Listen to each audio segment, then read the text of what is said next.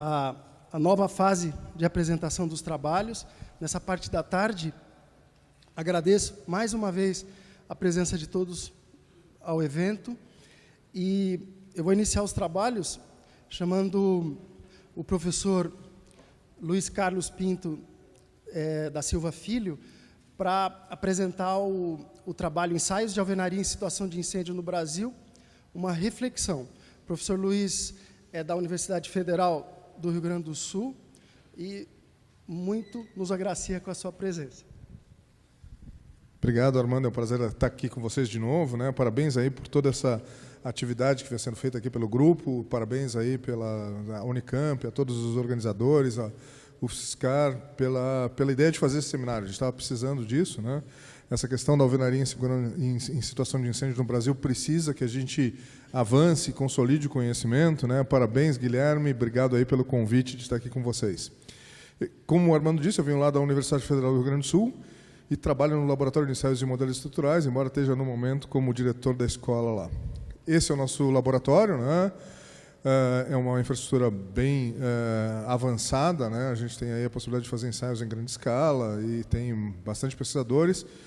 E somos um pouco, né, referência em áreas de comportamento de durabilidade dos materiais, vida útil de estruturas, desempenho de sistemas construtivos. Ao longo dos anos, a gente desenvolveu uma série de linhas de pesquisas que são, né, mais ou menos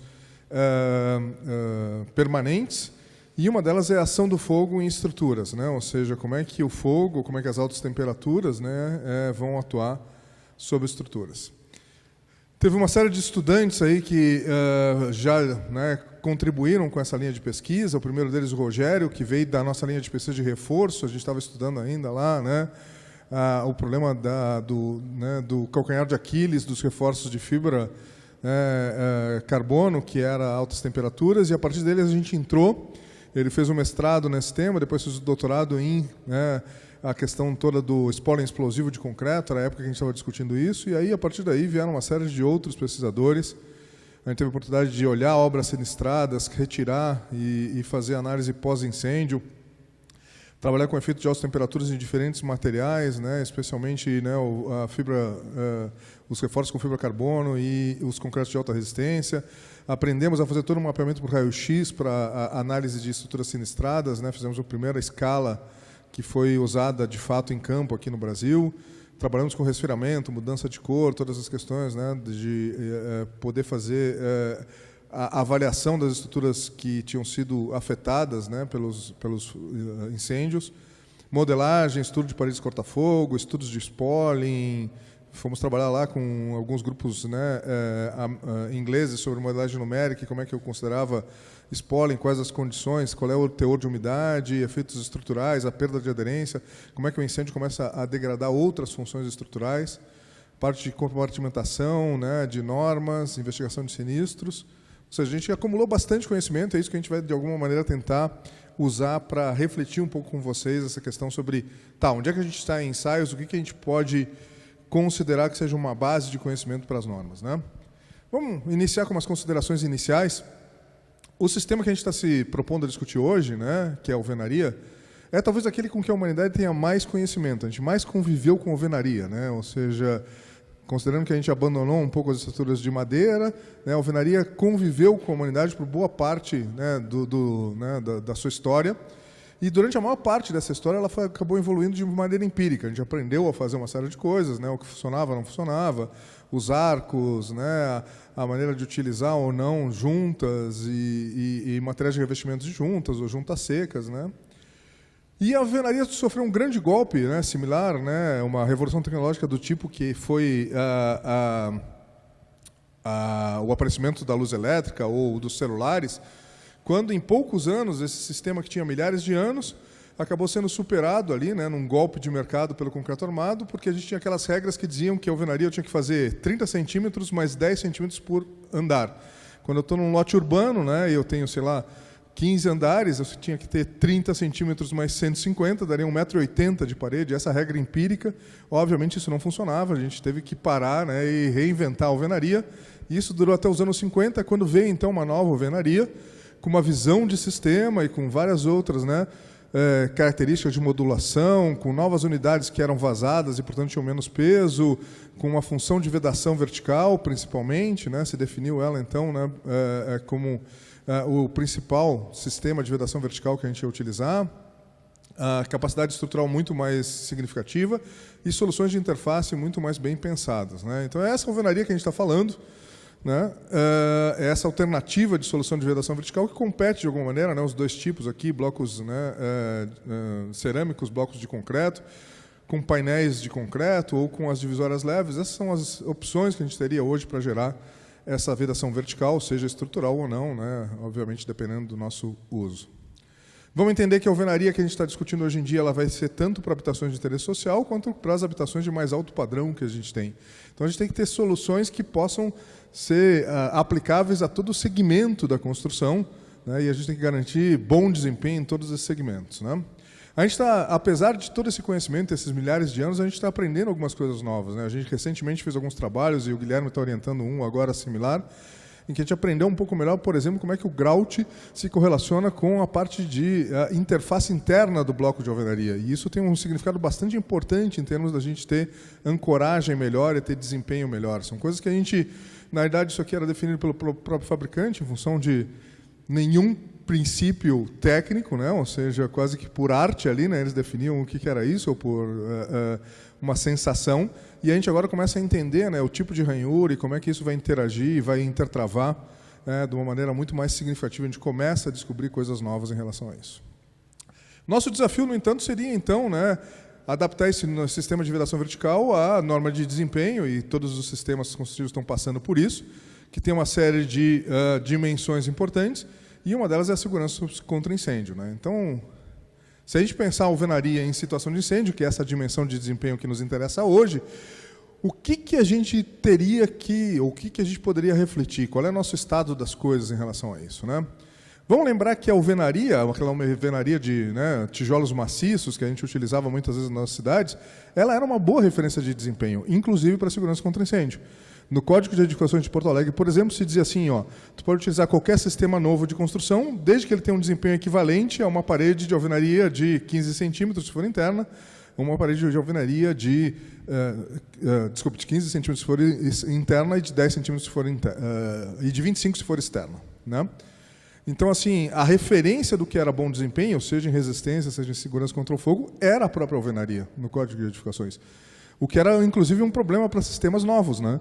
Porque conseguir o desempenho da alvenaria em alguns aspectos, olha, um sistema leve não teria nem chance de competir, e a gente teve que mudar o Código de Edificação justamente para permitir a inovação, porque senão a gente ficaria quase que travado, porque quase nada tem o mesmo desempenho da alvenaria para alguns aspectos. E aí a gente tem a questão do desempenho frente ao fogo. Se a gente pegar um sistema mais tradicional, né, ou seja, o Museu Nacional, a gente nota que ele tinha muito pouca segurança contra incêndio, mas, no entanto, o sistema foi bastante robusto contra a falha global. A gente tinha um incêndio grande, descontrolado, a gente perdeu os elementos de contraventamento, né, seja a cobertura, sejam os elementos de madeira, e a gente não teve a ruptura desse sistema de alvenaria. Ou seja, ele performou de uma maneira bastante interessante, né, dadas as circunstâncias do evento, né? Só que a gente não está mais construindo exatamente dessa forma, né? A gente mudou muitos blocos, a gente tem maiores carregamentos, a gente tem blocos vazados. Então, a preocupação, na verdade, é, será que a gente vai ter o mesmo desempenho se incêndios muito grandes atingissem esse tipo de alvenaria mais moderna? E lembrando que a alvenaria não precisa não somente não ruir, né, não ter uma falha global, mas que eu quero da alvenaria outras coisas tão ou mais importantes, que é o efeito de compartimentação, de tentar segurar um incêndio, o efeito de permitir que eu abandone e gerar minhas rotas de fuga, e o efeito de preservar meu patrimônio, de reduzir os danos para que eu possa reaproveitar isso. Então, talvez, né, não seja só a questão vai falhar ou não vai falhar. A questão é, será que eu consigo ter uma alvenaria que consegue performar tão bem que, caso eu tenha um incêndio, os danos estão reduzidos, estão mitigados, e os impactos sobre as pessoas estão no nível mínimo de risco? Então, a gente tem que discutir, então, como é que a gente faz essa alvenaria estrutural com uma possibilidade de sistema construtivo interessante, viável e seguro nessa área do desempenho. Problemas, e esse é o primeiro problema. A gente tem um gap normativo, né? A gente tem poucas normas de segurança contra incêndio, né? O Valdir foi um esforçado aí de trazer alguns dos Zero Codes e traduzir. A gente tem agora, finalmente, as primeiras normas de reação ao fogo, né, que o Berto lá e o pessoal do IPT estão colocando, mas a gente ainda tem um corpo normativo de segurança contra incêndio relativamente modesto em relação a outros países, embora mesmo globalmente esse corpo seja menor do que ele poderia ser, provavelmente, né? E no caso da alvenaria no Brasil, a gente tem muito pouca coisa, né? Então, o que se usa quando a gente está dimensionando a alvenaria e a segurança de incêndio? A extensão de alguns requisitos gerais de segurança contra incêndio que a gente tem, o Eurocode ou outras normas similares, principalmente, né? E além dessa questão do gap normativo que a gente precisa superar, e por isso, né, a saudação a esse evento, a gente ainda precisa ter um conhecimento consolidado que permita que as normas, as leis estaduais, as instruções técnicas, os códigos de edificações estejam mais ou menos alinhados, né? Porque a gente tinha um problema, às vezes, de divergência, né? Cumprir a ET ou cumprir a norma, às vezes, em alguns casos, era um pepino, né? E isso é muito ruim, porque isso deixa a zona cinza, né, que é excelente para os advogados, terrível para os engenheiros, né? Então, a gente tem que resolver essas questões e a maneira de fazer isso é tendo conhecimento, porque muita coisa que foi colocada em norma, às vezes, era opinião. A gente achava que era aquilo, a gente não tinha exatamente hard data para provar que era isso. Então, feita essa introdução, vamos lá para os ensaios. Os ensaios são o hard data que a gente pode utilizar para promover segurança contra incêndio. A primeira coisa talvez seria pensar que tipo de ensaio que a gente está falando. Eu poderia propor que a gente tem duas grandes categorias de ensaio. Alguns que são comportamento em altas temperaturas. Ou seja, como é que materiais se comportam quando eu coloco altas temperaturas. Eventualmente até com fornos que não têm gás, que não tem fogo, mas são fornos elétricos. Esse é o conhecimento base.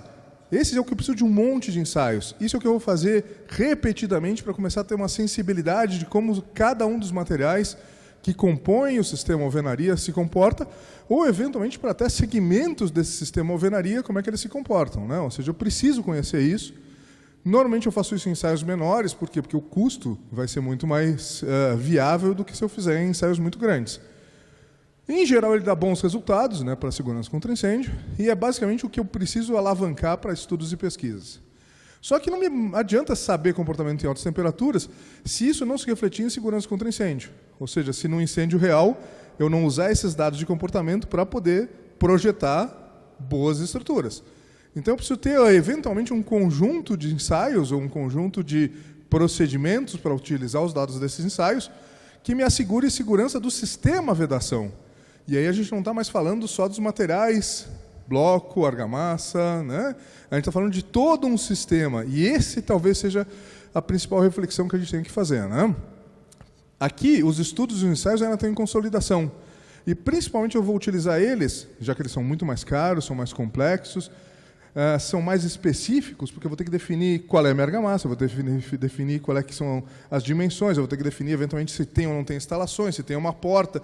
É mais para certificação. Eu já estou com um caso particular, eu estou saindo do meu princípio geral dos ensaios de comportamento de altas temperaturas e caminhando para certificar uma solução já mais específica, né?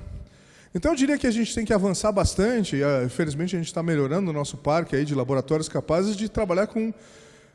entender o comportamento em altas temperaturas, pode ser com fogo, pode ser só com temperaturas mesmo, né, fornos elétricos, de cada um desses componentes. A gente precisa conhecer um pouco mais argamassa de assentamento, revestimento. A gente teve um trabalho muito bacana que o Brits está fazendo lá com o pessoal do IPT sobre tintas intumescentes. A gente está começando a gerar tintas intumescentes feitas no Brasil. Tem muita coisa, tem a possibilidade de a gente utilizar tudo que a gente sabe sobre materiais refratários da indústria de petróleo para melhorar nossas argamassas. Tem bastante coisa para a gente estudar em relação ao desempenho em altas temperaturas, né? E o próprio Grout, a gente ainda não entendeu 100% como é que ele poderia ainda reagir no momento que parte do bloco estiver sofrendo algum nível de deformação. Mas se eu quero segurança contra incêndio, eu vou ter que olhar visão de sistema. Não adianta eu fazer só o bloco e as argamassas, eu vou ter que eventualmente utilizar a parede completa, eu vou ter que eventualmente utilizar as armaduras, os outros subsistemas que vão estar me fazendo fire stop, ou seja, eu posso ter que testar coisas muito mais complexas para poder entender segurança contra incêndio. A CIT sozinha pode me dar muitos bons dados de altas temperaturas. Quem for construir vai ter que definir seu sistema, porque a CIT sozinha não pode fazer todas as escolhas por um incorporador. E aí sim a gente vai estar discutindo segurança contra incêndio. Ou vai estar mais perto disso, né? E aí, quando a gente estiver discutindo segurança contra incêndio, nós temos que atentar para algumas coisas. Revestimento tem um papel vital nesse negócio. 1,5 cm de argamassa muda o perfil de temperaturas de uma maneira muito significativa. A gente já provou isso em laboratório, é muito claro.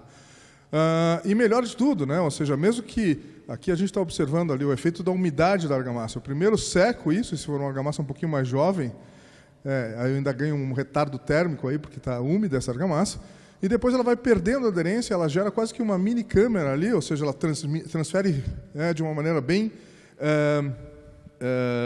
resistente o calor para o bloco, e ela pode proteger bastante bem o bloco, né?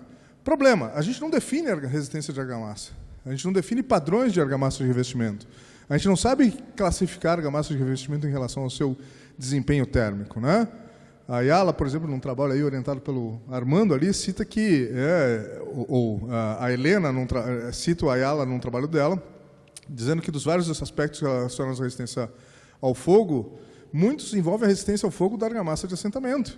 Recomenda-se que deve estudar com afinco a aderência entre o bloco e a argamassa, né? Ou seja, todos os sistemas estruturais podem se beneficiar da proteção, mas faltam normas para definir quais são essas argamassas, né?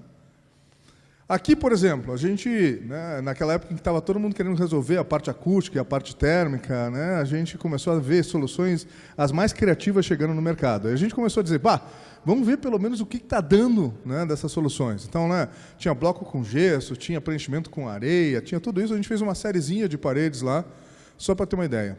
E, de fato, muda bastante, né? Pegando aqui um certo termopar, né, num certo momento do aquecimento, a gente nota ali a diferença de temperaturas que foram atingidas, né? Ou seja, num bloco de concreto 75, num bloco de cerâmica, né, sem nenhum revestimento 62. Se eu tivesse um tijolo maciço 29, olha aqui como, né, o desempenho muda, porque eu estou tendo menos densidade, como foi dito hoje de manhã, né? Ou seja, eu tenho menos material que tem que ser aquecido nesse percurso.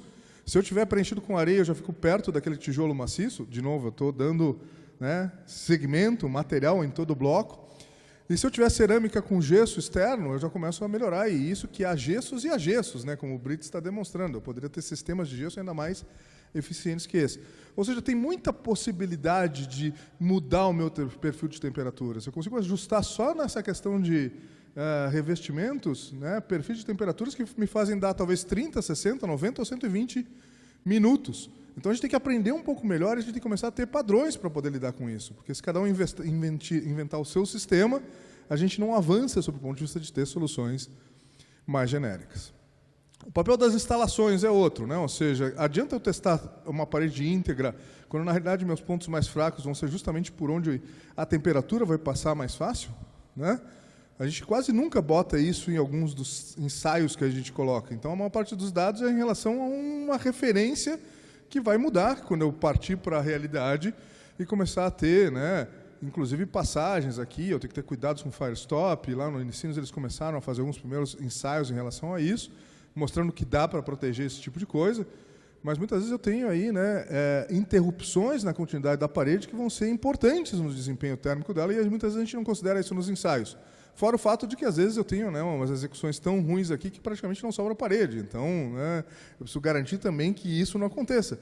Senão, não adianta nada eu ter um valor de referência lá, vindo no ensaio, de uma parede muito bem feita, e que não vai ser isso que vai me assegurar que aqui eu tenho, né, gestão de riscos.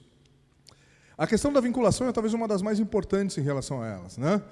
A gente, na realidade, tem uma parede que vai estar muitas vezes dentro de um quadro, e vai ter conexões com esse quadro. E a gente sabe que aqui, né, eu não tenho um tão bonito com alvenaria, né, então eu tive que botar um com concreto. No momento que a gente aquece, a gente gera curvaturas significativas, né? Então a gente vai ter que entender um pouquinho como é que essas deformações térmicas funcionam em paredes. Esse foi um caso em que a gente viu uma viga se mover completamente de cima de uma parede, porque a parede, durante esse incêndio que era numa fábrica de fraldas, e, portanto, tinha, né, toda uma carga de incêndio muito significativa lá, né, de alto poder calorífico ali, a gente teve tanta deformação que a viga e a parede deixaram de estar alinhadas no final do incêndio. Então, isso aí tudo são esforços bastante significativos que, dependendo da conexão que eu tenho, eu vou transferir esforços ou eu vou liberar movimentações de um elemento em relação ao outro, né?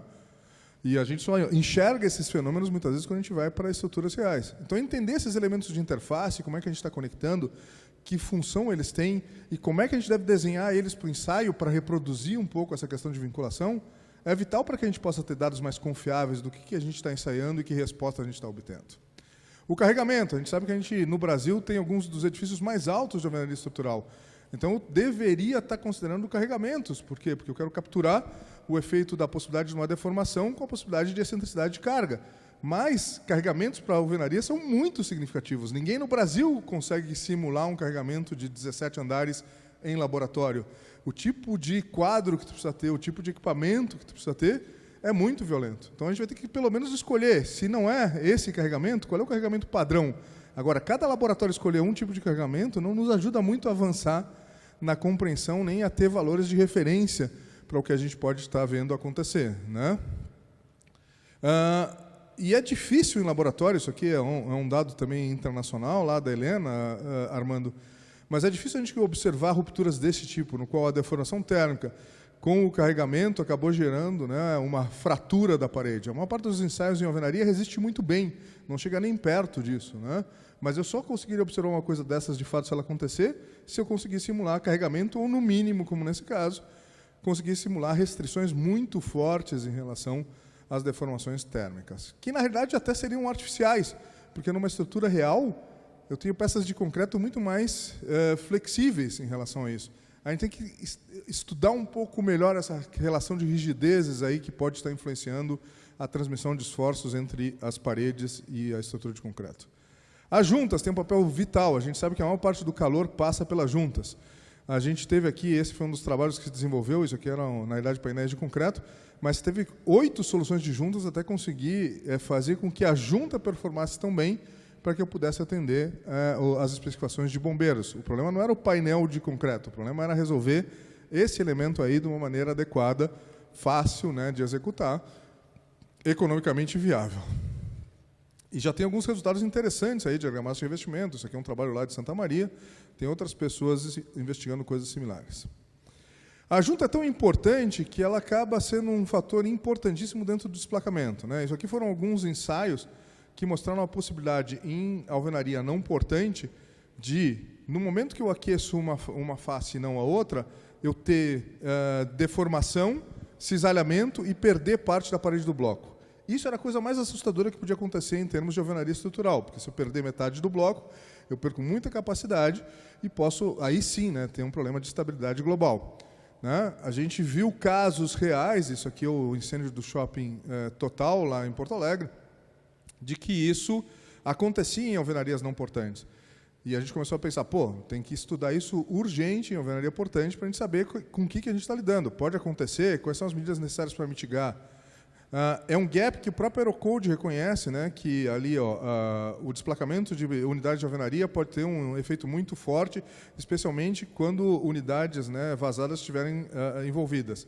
As regras para isso devem seguir em relação aos tipos de alvenaria, né, devem seguir as prescrições do Código da norma europeia e para diferentes severidades. Né? Então, eles tomam mais ou menos uma prevenção de assegurar que a gente tem ali, no mínimo, 10 milímetros ou 1 centímetro de certas argamassas que vão proteger, vão dar no mínimo um tempo para que as pessoas possam escapar. A gente não fez isso ainda, isso aqui está caindo de maduro, que a gente tem que dar uma mínima normatização de argamassas de revestimento que protejam nossas estruturas. É vital, né, porque a gente mais ou menos siga a linha do Aerocode nesse sentido. A gente fez um estudo especial lá no Leme, em que a gente foi entender um pouquinho esse fenômeno e testar, né, essa aqui é a dissertação aqui da Júlia Marques, o efeito de altas temperaturas. O que acontece? Né, eu tenho fogo de um lado, eu começo a curvar, né, nessa direção aqui, porque eu começo a ter uma expansão dessa parede aqui. Né, então, eu tenho uma curvatura que, teoricamente, vai para dentro do forno, e depois eu acabo tendo um retorno. Por quê? Um dos mecanismos que isso é descrito na literatura é a própria perda de capacidade da junta. Né? Eu estou com uma carga centrada, no início com uma junta íntegra. No momento que eu começo a ter muito calor passando pela junta, e ela é o primeiro canal pelo qual o calor passa, eu começo a degradar a junta e consigo girar para dentro. E isso faz a compensação e faz com que o problema do spalling em alvenaria estrutural sobre carga seja menor do que aparentemente é em alvenaria sem carga. Isso precisa ser validado e a gente precisa ter segurança em relação a isso. Mas os primeiros dados são bastante positivos em relação a isso, né? E tudo isso a gente aprendeu muita coisa em ensaios de mini paredes, que inclusive os carregamentos são menores. Então é uma coisa que a gente deveria pensar para a norma, será que a gente não pode trabalhar um pouco em mini paredes e correlacionar isso com paredes maiores? Porque a gente começa a ter um parque interessante de resistência ao fogo de ensaios grandes, né? Então aqui, né, os fóruns do IPT, da USP São Carlos, da Unicamp, da URGS, da Unicinos, a gente começa a ter 5 possíveis fóruns no país que poderiam fazer ensaios como a gente tem a norma de resistência ao fogo, né? Que é uma tradição bem antiga. De 54, os americanos já estavam fazendo esse tipo de ensaio, né? E aqui tem alguns relatórios de ensaios aqui que estão disponíveis na própria internet. O problema do ensaio de resistência ao fogo, ele tem alto custo, né? Pela carga de gás e pela complexidade de execução e pelo tempo que eu preciso. Ele tem problemas de complexidade, ele é bem complexo de fazer e, às vezes, ele não é muito representativo, né? Então, se a gente quer utilizar esse ensaio, a gente teria que estabelecer que ele é um ensaio de referência, ele é o nosso valor de referência, ele não me dá segurança contra incêndio, mas ele me dá, como a curva padrão, um valor de referência que a gente pode comparar para poder ver se a gente está avançando ou não. E utilizar essa uma condição padrão. No mínimo, a gente teria que harmonizar algumas coisas. Umidade. Eu já vi ensaios de parede com tanta umidade que ela chegava a vazar por baixo. Isso vai mudar completamente os resultados que você tem. Nós temos que ter um procedimento de condicionamento de amostra antes de iniciar esses ensaios. Carregamento, a gente tem que estabelecer, é 100 ou se é com carga, com que patamar que a gente vai trabalhar em todos os laboratórios. Que tipo de vinculação mínima, né? Vamos trabalhar com vínculo, sem vínculo, que conexão tem com o quadro tem que estar muito apertado em relação à parede. São detalhes que parecem ser pequenos de ensaio, mas que mudam completamente o que a gente vai medir. Argamassas padrão, a gente teria que padronizar. E as instalações, a gente vai utilizar com instalações ou não, com, né, as instalações, as caixinhas todas aí, a gente deve testar nessa condição ou não. Isso são coisas que a gente teria que refletir para avançar um pouco em padronização de ensaios. E o tipo de coisa a monitorar. Essa história de botar o algodão lá, úmido e tal e coisa, cara, o tipo de dado que a gente está tendo é muito primitivo, né? A gente devia estar monitorando esse negócio com o quê? Termografia, é o que melhor permite. Ó, aqui eu tenho uma amostra 1 com espessura de 14 e uma amostra 2 com espessura de 19. Temperatura aos 30 e aos 70. A termografia me deixa claro exatamente como é que está avançando essas curvas de temperatura aqui, como é que eu tenho perda ou não em certos locais. Essa mesma a parede, agora com 19 centímetros, agora com 220 minutos, ao contrário de 70, eu tenho muito menos temperatura aqui. A termografia me dá um outro quadro de análise muito melhor. A gente devia quase que tornar obrigatório fazer análise por termógrafo e medir deformações, para a gente poder começar a ter um campo de deformações térmicas que me permita, inclusive, usar esses dados para a simulação numérica. Ou seja, a gente tem que mudar o que a gente está retirando desses ensaios se a gente vai continuar investindo neles, né? E fazer correlação com ensaios de pequena escala. A gente já tem muitos dados interessantes aí, inclusive de elementos de compartimentação em ensaios de pequena escala, né? Então, aqui eu vou passar um pouco mais rápido. As simulações computacionais têm que entrar para e passo com os ensaios que a gente está fazendo. Por quê? Porque a gente tem que começar a ter ensaios digitais. É muito caro fazer tudo em laboratório, né? Eu preciso começar a melhorar e validar essas ferramentas para poder ter um banco de dados único e bem integrado. E eu vou ter que começar a olhar um pouquinho a dinâmica de incêndios reais, porque tem coisas que a gente só observa de fato acontecendo lá no incêndio real. Aqui, por exemplo, né, eram alvenarias de vedação, e a gente observa a questão toda da fissuração e da perda total por causa da falta de vínculo aqui que aconteceu no shopping total. No entanto, a perda de compartimentação que eu tive aqui foi super legal para escapar a fumaça e para mim ter um efeito de lareira de canto. Eu tive muito menos dano no incêndio do shopping total porque a compartimentação não funcionou. Então, até isso a gente tem que pensar um pouquinho, né? Se a gente não tem que ter alguns fail-safes, uns lugares por os quais o calor e a fumaça, como se fosse uma chaminé, escapam da nossa estrutura, em vez de tentar aprisionar tudo lá, né? Ou seja, os dados reais estão me mostrando que isso pode ser muito mais inteligente do que outras soluções. Claro que seria ótimo a gente começar a ter alguma coisa tipo Cardington, né? Que é aquele hangar ali, né? Olha, aqui está o prédio de alvenaria dentro de um hangar de Zeppelin. Seria ótimo brincar um pouquinho de instrumentar um troço desses, né? Acho que o Armando também ia gostar aqui. Mas a gente ainda está um pouco longe disso, mas precisamos ter a oportunidade de coletar mais dados reais. E investir não só na resistência ao fogo, mas na reação. A gente precisa ter mais laboratórios prontos para fazer todos os ensaios de reação ao fogo. É isso que mata pessoas. Isso é um ensaio em escala real que a gente fez com protótipos de habitação de interesse social, monitoramos tudo ali, né, com termografia, fizemos coleta de gás, né, dentro, né, mobiliamos, iniciamos o incêndio, né, monitoramos temperatura, termografia, coleta de gases a todas. E olha o que acontece aqui. Em 7 minutos, dispara o CO2 e não tem mais condições de, né, alguém sobreviver lá dentro. Tá? Do cara deitado na cama. Coleta de gás da boca do cara deitado na cama. Tá? Então, aqui, ó, se eu estou discutindo resistência contra o fogo, essa casa durou, e a gente deu um super incêndio lá, ela começou a ter problemas estruturais lá pelos 30 minutos. Só que eu tinha matado as pessoas em 7. Então, assim, ó, se a gente quer promover mais segurança, tem que trabalhar a reação ao fogo junto com resistência. Não podemos mais deixar acontecer isso, né? Ou seja, a gente tem vários casos aí em que as estruturas não sofreram nada, mas a gente tem, né, como no caso da Kiss, algumas centenas de mortos. Então, para conclusões, sugestões, geral, a gente precisa consolidar o corpo narrativo. Eu espero que esse evento seja o kickstart para a gente poder ter um grupo de trabalho importante em relação a isso. Tem que diferenciar um pouco o que são os ensaios de alta temperatura dos ensaios de segurança contra incêndio. Acho que tem que padronizar as condições de ensaio de resistência, né, ao fogo em escala real. Tem muita coisa que ainda está sendo deixada para resolver dentro do laboratório que dá muito ruído. Acho que a gente tem que fazer um protocolo de estudar situações reais, vinculação, revestimento, instalações, para entender como é que esses fatores que mudam tanto o desempenho acabam se comportando. Tem que tentar fazer uma correlação com ensaios de escala reduzida, né, que permitiriam a gente incrementar o número de dados muito rapidamente e promover mais ensaios de caracterização do comportamento em alta temperatura e reação ao fogo. E como pesquisa, gerar um banco de dados consolidados de estudos experimentais, acho que seria muito bom. Ensaios de edificações seria muito bom fazer. E estimular a geração e validação de modelos experimentais para poder abastecer os modelos numéricos, né? Aqui numéricos, na realidade. Com isso, acho que a gente consegue fazer uma efetiva gestão de riscos e fazer um conhecimento aplicável ao mundo real e incorporar nas práticas de projetos, que seria o mais importante, né? Não adianta ter ensaio se esse ensaio não vai me servir para nada, só vai ser custo, não vai ser melhoria da realidade das pessoas. Eu adorei ali uma sugestão lá da Helena, num trabalho orientado pelo Armando, que o que a gente deveria fazer é ser pragmático, elaborar uma norma brasileira sobre o assunto que possa mesclar o que há de melhor nas nossas normas e trabalhar, quando possível, com ensaios de blocos isolados, diferentes tipos de acabamento, para que a gente possa ir avançando antes de ter, pelo menos, critérios de isolamento térmico. Lembrando que o desempenho, na verdade, precisa passar por todas as fases e que, portanto, junto com os ensaios, tem que ensinar as pessoas a bem fazer, porque o melhor desempenho de projeto pode ser estragado por uma execução ruim. Obrigado, né? Fico à disposição em Porto Alegre quando vocês quiserem.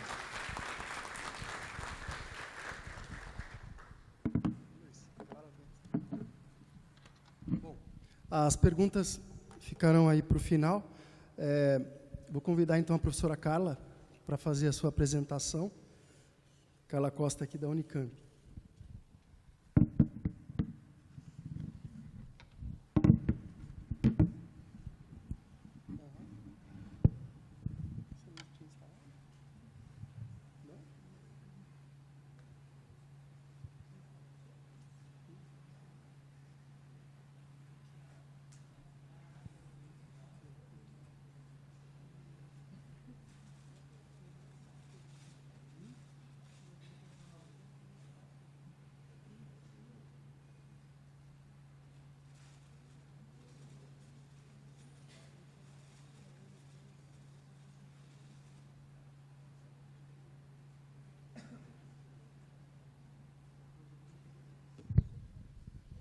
Boa tarde a todos.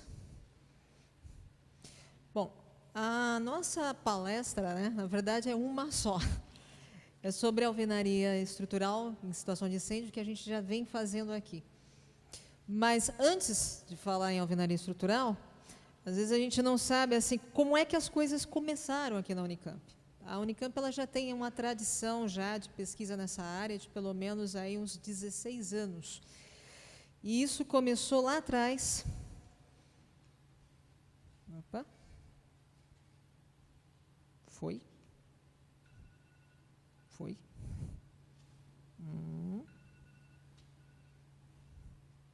Olha aqui. Aperta qual aqui, ó. Ops. Aqui, ó. Qual que é aqui? Para avançar. Ok. Bom, começou lá atrás.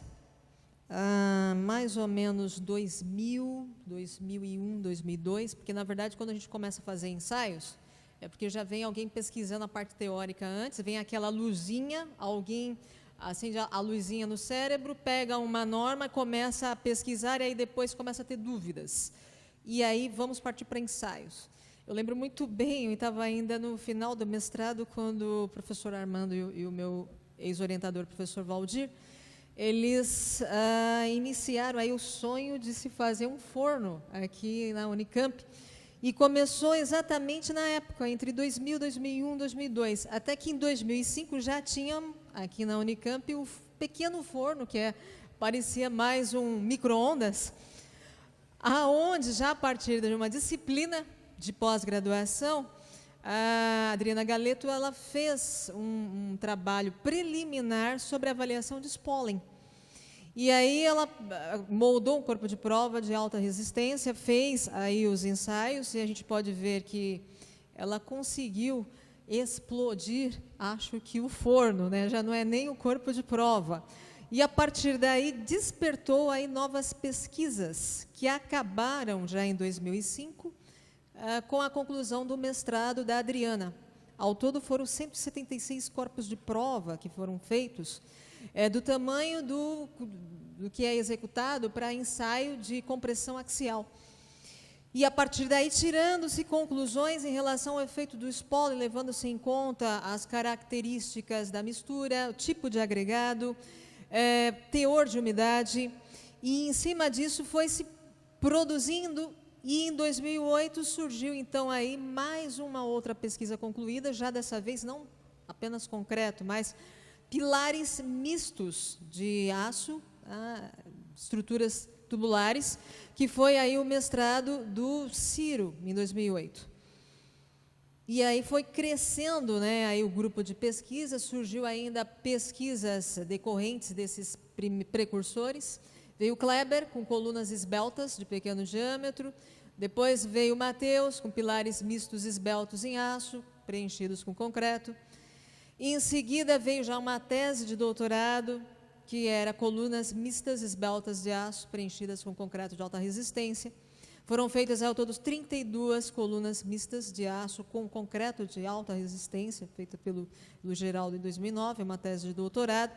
E, por fim, em 2010, já nos anos 2000, a Adriana, com 13 corpos de prova, ela vem propondo uma nova forma de avaliar Spolin, porque até então, né, o fenômeno do Spolin começou a ser pesquisado, mas como torná-lo representativo em termos de ensaio para uma situação real, quando é Spolin numa viga, quando é Spolin numa laje ou Spolin no pilar. Conseguimos aí avançar um pouco mais, e já em 2010, mais uma tese de doutorado com Clayton, 32 corpos de prova, já entrando com concreto reforçado com fibras, em que nós tivemos aí diversos corpos de prova, 32, envolvendo corpos de prova de controle e corpos de provas revestidos com fibras de carbono, e esses corpos de provas envoltos com fibras de carbono para aumentar a resistência, eles foram protegidos, tanto com tintas intumescentes, como aqui, até mesmo com argamassas, para se tirar conclusões. Um exemplo aqui, como que ficaram os corpos de prova retirados do forno, após aí os ensaios. Saindo já da parte experimental, já avançamos na parte numérica, e já vem aí a dissertação do Cassiano, em que ele faz uma modelagem numérica, um estudo teórico, para avaliar a capacidade resistente de lajes alveolares em altas temperaturas, ou seja, em 2016. Em 2017, vem o Fábio Mazzini com a sua dissertação de mestrado, usando a análise numérica, modelagem computacional, para avaliar pilares curtos compostos por tubos de aço preenchidos com concreto. Enfim, análise numérica, modelagem computacional, já tendo como base, usando até para a calibração dessa modelagem, as pesquisas que foram feitas já lá nos anos 2000, avançando de 2005 a 2010. E, finalmente, agora em 2018, esse ano, em julho, o Bruno Fernandes, ele concluiu o mestrado dele experimental, já avaliando, né, o desempenho de concreto reforçado com fibras de carbono, e já avançando, né, com vistas para a gente avaliar quais seriam aí as possíveis soluções para melhorar o desempenho de vigas reforçadas com fibras de carbono pela técnica Near Surface Mounted, que é a técnica na qual nós instalamos as fitas, as lâminas de fibras de carbono em ranhuras na parte inferior das vigas. Prosseguindo ainda com a análise experimental, nós temos já ainda em andamento a dissertação de mestrado da Marcela, que está inclusive aqui no plenário, o 122 programa experimental dela para o mestrado, 122 corpos de prova, envolvendo tipos diferentes de agregados, envolvendo também corpos de prova de controle, que são aqueles ensaiados à temperatura ambiente, e mais os grupos de corpos de prova a serem ensaiados em altas temperaturas. Então, o objetivo é verificar as estruturas, na verdade, verificar o comportamento, mapear, na verdade, a resistência ao fogo dos nossos concretos, que são feitos aqui com os nossos agregados. Nós temos aqui no Brasil, na verdade, um universo mineralógico que nos dá assim, uma riqueza de agregados, que é completamente assim, diferente do que a gente vê, por exemplo, fora do Brasil. Então, esse objetivo de todo esse mapeamento é que no futuro nós não tenhamos mais as curvas de redução de resistência do concreto em função da temperatura. Ao invés da gente tropicalizar normas internacionais, nós tenhamos as nossas curvas representativas dos nossos concretos, considerando as características mineralógicas dos nossos agregados.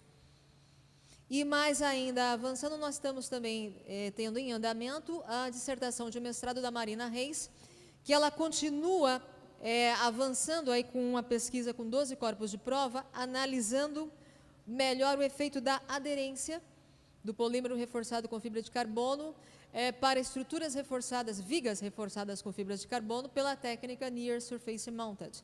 Porque nós temos duas situações, uma é o desempenho da própria lâmina feita com fibra de carbono, a outra é o desempenho do próprio adesivo que vai fixar essas lâminas ao concreto. E seguindo, né, avançando, nós temos agora modelagem numérica de incêndio. Então, nós já temos também já um aluno de mestrado que já está trabalhando aí com simulação de incêndios para túneis rodoviários. O objetivo, na verdade, conforme até complementando o que o professor Luiz Carlos disse, não dá para se fazer alguns ensaios, são muito caros, fazer ensaios, ficar dependendo exclusivamente de ensaios experimentais. Mas já com o que nós já temos, até na literatura técnica internacional, e considerando que no caso de incêndios rodoviários, incêndios à base de hidrocarbonetos, nós temos uma curva um pouco mais realista da situação real, nós conseguimos tirar conclusões sobre quais as verdadeiras temperaturas a que estão expostas aí as temperaturas dos as nossas estruturas de concreto. Começar assim a gente ter assim de fato qual é a situação, qual a temperatura real mais próxima que nós estamos aí sujeitas aí os nossos revestimentos internos de túneis, para a partir daí entrar numa pesquisa experimental, já pesquisando revestimentos e outras soluções que possam aumentar a resistência ao fogo, no caso de túneis. Por que essa ênfase em túneis? Fora do Brasil, nós tivemos grandes problemas com túneis, daí que veio até a problemática do concreto de alta resistência, ser um pouco mais frágil em situação de incêndio, a questão de pólen. Mas só que fora do Brasil, a maior parte dos incêndios que ocorreram em túneis eram túneis cravados em rocha. Aqui no Brasil nós não temos túneis cravados em rocha, eles são em solo. Então o que vai acontecer se ocorre uma ruptura, uma falência estrutural da estrutura do túnel?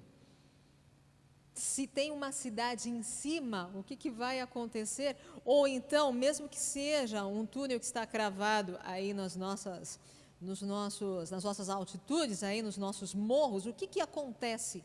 Esse solo, ele vai simplesmente provocar uma capela e pode levar aí a uma catástrofe generalizada, porque é um incêndio que está ocorrendo num túnel por onde estão passando veículos, em que a falência estrutural da superfície, né, do revestimento interno de concreto pode levar à capela.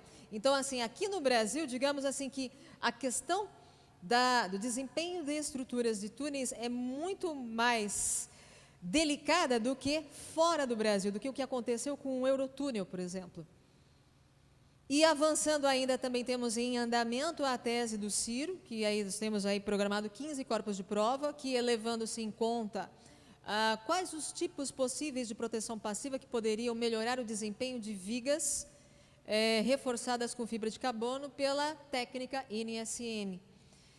Continuando aqui a palestra, agradeço a todos, inclusive a atenção de vocês.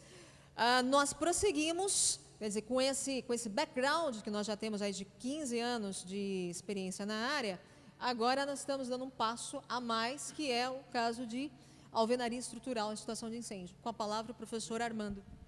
Obrigado, Carla.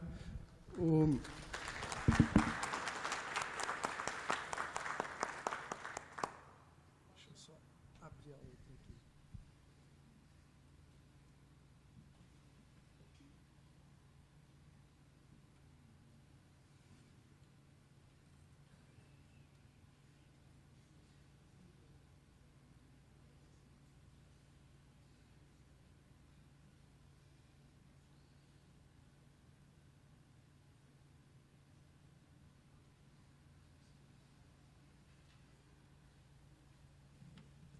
Bom, boa tarde novamente a todos aí. Eu já trabalho há algum tempo nessa área. Tivemos agora 2 aquisições no nosso grupo, excelentes aquisições aqui na Unicamp, né? Se é que a gente pode chamar assim, aquisições, mas contratações. A professora Carla, o professor Saulo, e eu, que estava sozinho nessa área, agora estamos formando um grupo aqui na Unicamp, né? Isso é bastante agradável de se dizer, né? Vou tentar mostrar para vocês, basicamente, as minhas dúvidas, as nossas dúvidas, que eu acho que, em relação à alvenaria estrutural em situação de incêndio, muitas são as dúvidas, então eu vou aumentar aí o rol de dúvidas para vocês. Não existe, o que foi colocado aqui até agora, não existe normatização nacional. O objetivo nosso é que essa normatização venha o mais rápido possível, esse é o primeiro passo.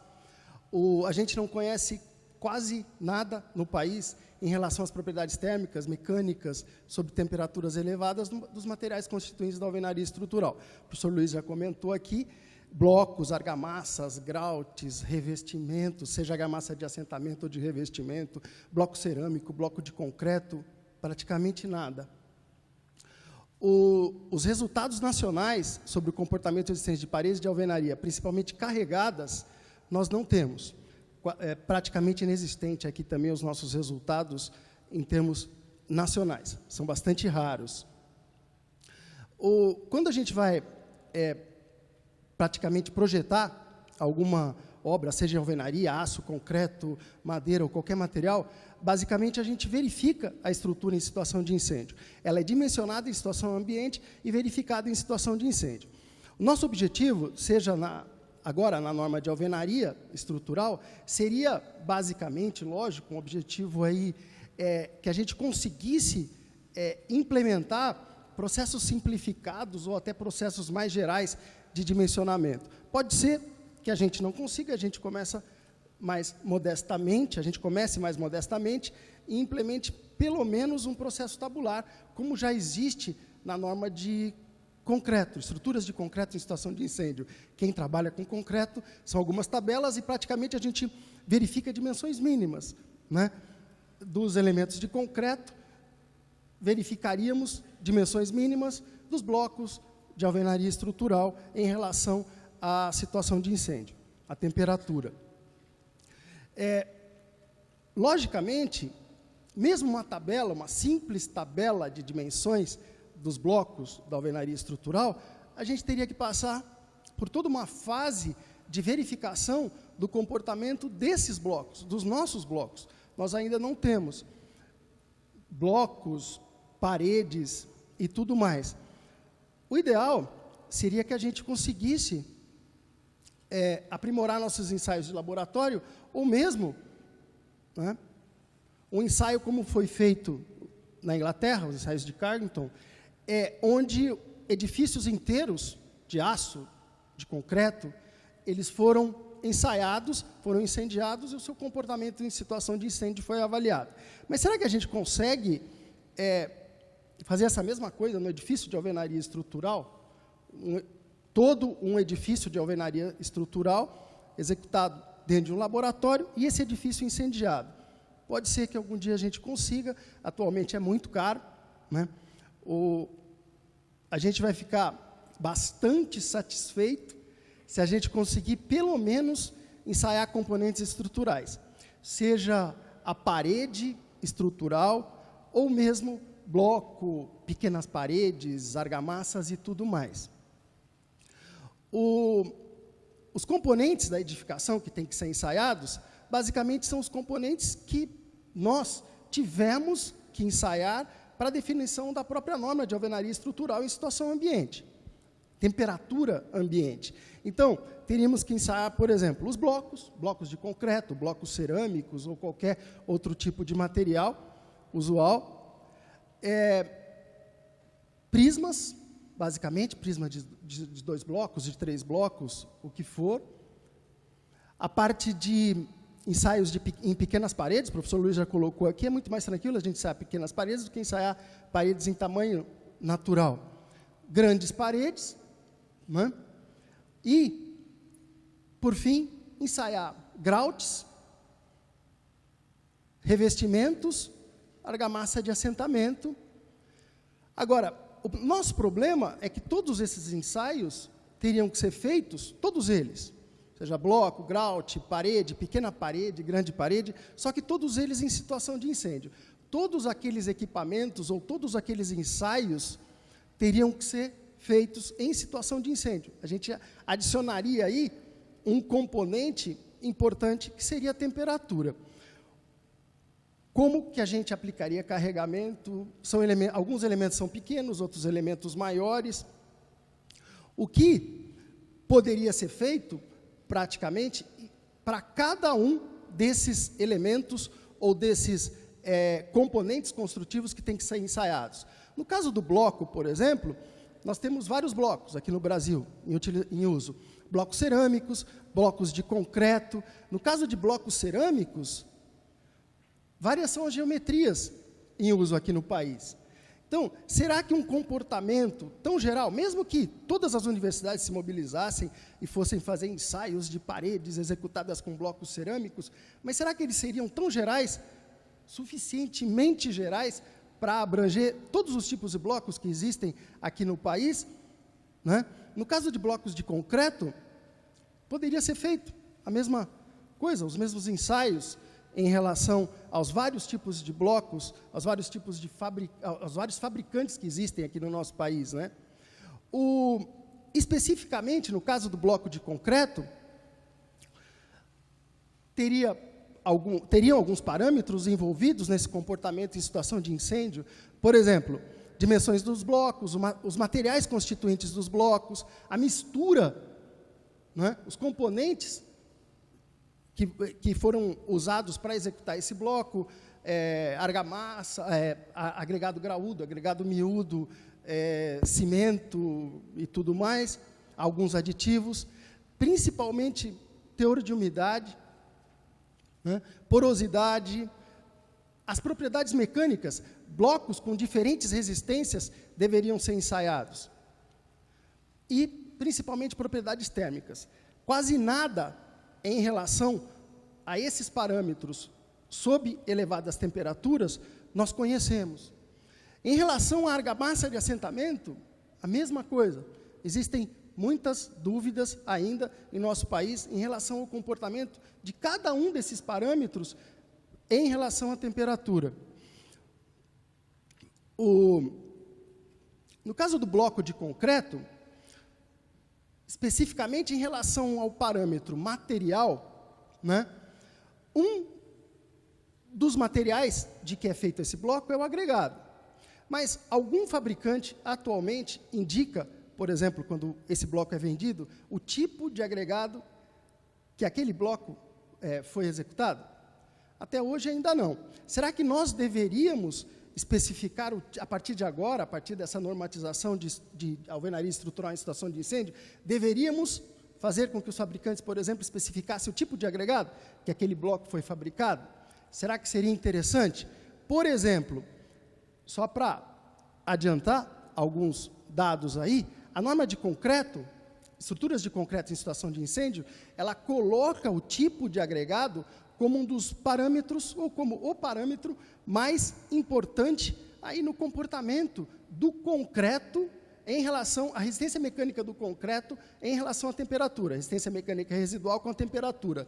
Praticamente, então, se alguma curva de resistência residual, resistência à compressão, resistência à tração, módulo de deformação, for obtida, que é o nosso objetivo é esse, obter essa curva aqui para blocos de concreto, blocos cerâmicos e tudo mais, só que, praticamente, nós teremos diferenças em relação ao tipo de agregado.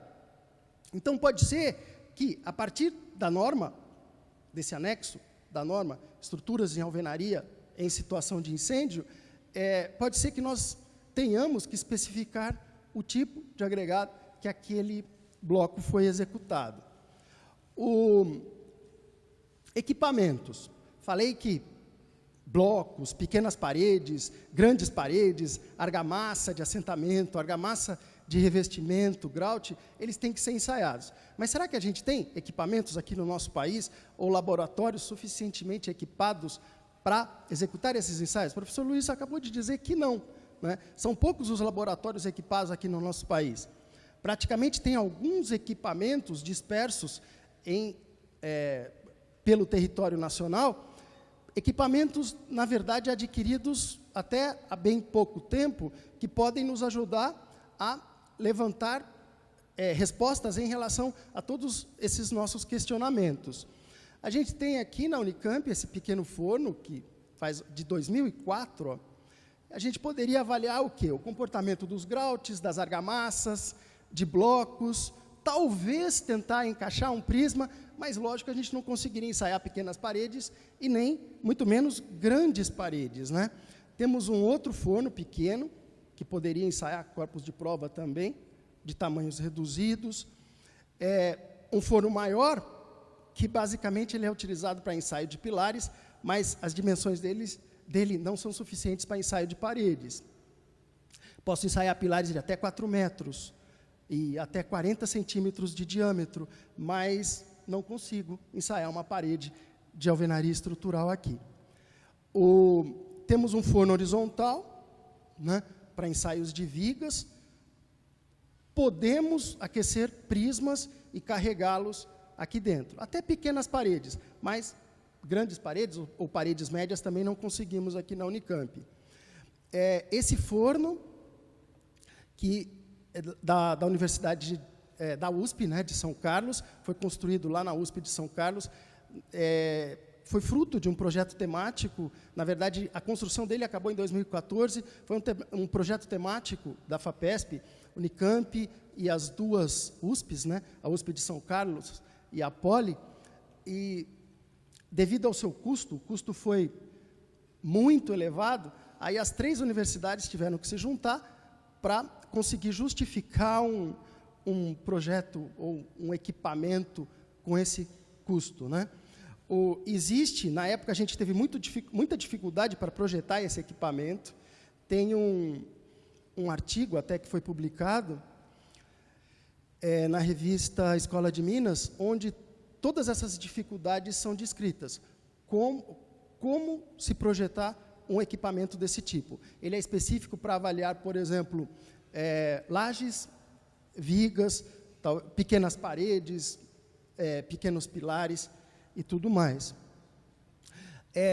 Tem um outro forno que, na verdade, a gente ainda não conseguiu apoio para que ele fosse remodelado, reformado, a palavra correta é essa mesmo, foi uma doação da FAPESP, só que ele é um forno bem grande. O objetivo nosso é remodelá-lo para ensaio de paredes, de alvenaria de vedação ou alvenaria estrutural. Por enquanto, ainda estamos buscando apoio junto às empresas, junto aos órgãos de fomento, e ainda não conseguimos esse nosso objetivo. Aqui o forno do IPT, né? Sem dúvida nenhuma ele tem que ser citado, porque é um dos primeiros, o primeiro forno para ensaio de paredes aqui do nosso país, né? e ele vem sendo usado até hoje. Esse forno é uma pena, né? Ele era do laboratório de Furnas, não tenho ideia, já tentei perguntar para alguém de Goiás se esse forno, onde que esse forno está escondido no laboratório que foi fechado e tudo mais. Poderiam ter doado, pelo menos, para a Universidade Federal de Goiás, e ele estaria em funcionamento até hoje. Mas, infelizmente, o laboratório de Furnas foi, não sei porquê, foi fechado, né? E esse forno está guardado ali em algum lugar. Não sabemos ainda onde. Tem esse forno da Universidade do Vale dos Sinos, que é de 2015, tem um forno, Luiz, ele é exatamente igual a esse da Universidade Federal, né? Eram 2 fornos gêmeos e os 2 já estão em funcionamento. O de vocês ainda está... Sim. Então, a gente aguarda o funcionamento do forno parecido, exatamente igual a esse da Universidade Federal do Rio Grande do Sul, para os próximos meses aí, ou anos. Método de ensaio, é importante. Temos que fazer ensaios, executar ensaios. Alguns equipamentos, não temos todos, faltam muitos, né? Mas e a metodologia de ensaio? Essa metodologia, praticamente, deveria constar procedimentos, lógico, métodos, para ensaiar lajes, pilares, vigas e paredes. Essa metodologia, na verdade, ela especificaria, por exemplo, dimensões mínimas das lajes, dos pilares, das vigas ou das paredes, e qual a instrumentação que tem que ser empregada para ensaiar cada um desses elementos em situação de incêndio. O que existe, em termos nacionais, é a 5628. Essa norma é antiga, é de 2001. Ela estabelece vários parâmetros para avaliar cada um desses elementos em situação de incêndio. Existem outras 2 normas, a ISO 834 e a STME 119, que são as mais citadas. Praticamente a nossa norma, a 5628, ela usa como referência alguns dos parâmetros da ISO e da STM, só que, por ser uma norma de 2001, ela precisa urgentemente de uma revisão.